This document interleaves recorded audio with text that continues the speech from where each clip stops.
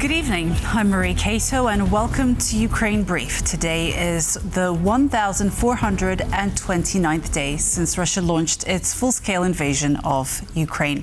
Here is the latest. President Zelenskyy met today with President Trump at the World Economic Forum in Davos, Switzerland, following multiple days of talks between American and Ukrainian negotiators. Zelenskyy arrived in Davos this morning for closed-door talks with Donald Trump that lasted approximately 1 hour. Following his meeting with Trump, Zelenskyy said that the talks were positive, saying that he believes peace in Ukraine is within, quote, the last mile. He added that important documents aimed at ending the war were nearly ready. President Trump's special envoy, Steve Witkoff, and Jared Kushner hailed the progress of talks between the U.S. and Ukrainian negotiators over the past week at the World Economic Forum in Davos. Now Witkoff and Kushner will travel this evening to Moscow for a meeting with Vladimir Putin. Afterwards, the pair will travel to Abu Dhabi to hold their first trilateral peace talks with Ukraine and Russia that will run from Friday to Saturday. Speaking at the World Economic Forum, President Zelenskyy criticized European passivity on bringing an end to the war in Ukraine, while highlighting President Trump's actions against Russia. But what about the ceasefire itself? Who can help make it happen? Europe loves to discuss the future, but avoids taking action today, action that defines what kind of future we will have. That is the problem. Why can't President Trump stop tankers from the Strait of Fleet and seize oil, but Europe doesn't? Russian oil is being transported right along European shores. That oil funds the war against Ukraine. That oil helps destabilize Europe. So Russian oil must be stopped and confiscated and sold for Europe's benefit.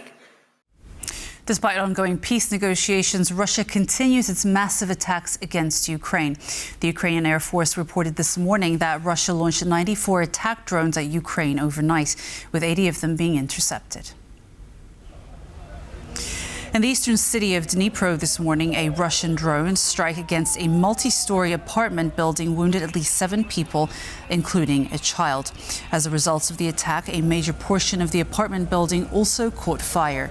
Dnipro Mayor Borys Filatov said this morning that the state emergency service was able to rescue at least 16 people from the building. In the city of Kryvyi Rih, 4 people, including 1 child, were wounded as a result of drone strikes on a residential area. Additionally, the strike damaged a 2-story apartment building. 1 person was wounded following an overnight Russian drone strike on the city of Zaporizhia. The strike targeted a residential area and a shopping center, igniting a fire at the facility. The state emergency service said today that the fire at the shopping center had been extinguished. While repair work on the energy infrastructure continues, Ukrainian authorities believe that Russia is preparing to attack critical facilities again.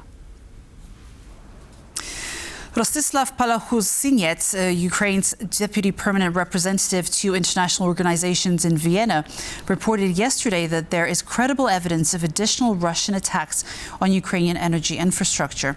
This comes despite efforts to restore power to consumers across Ukraine, with Kyiv remaining one of the most heavily affected areas. Thousands of buildings in the capital are still without electricity and heat. This morning, Mayor Vitaly Klitschko reported that while heat has been restored to 277 buildings in Kyiv, 3,000 remain without heating. While Russia continues its relentless attacks against Ukrainian energy infrastructure, Ukraine reports that it struck an oil depot in Russia's Krasnodar region overnight.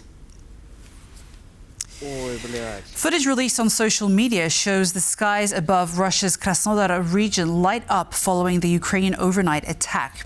In a statement today, Ukraine's general staff reported that it struck the Taman Neftogaz terminal located in the town of Volna, directly along the border with occupied Crimea.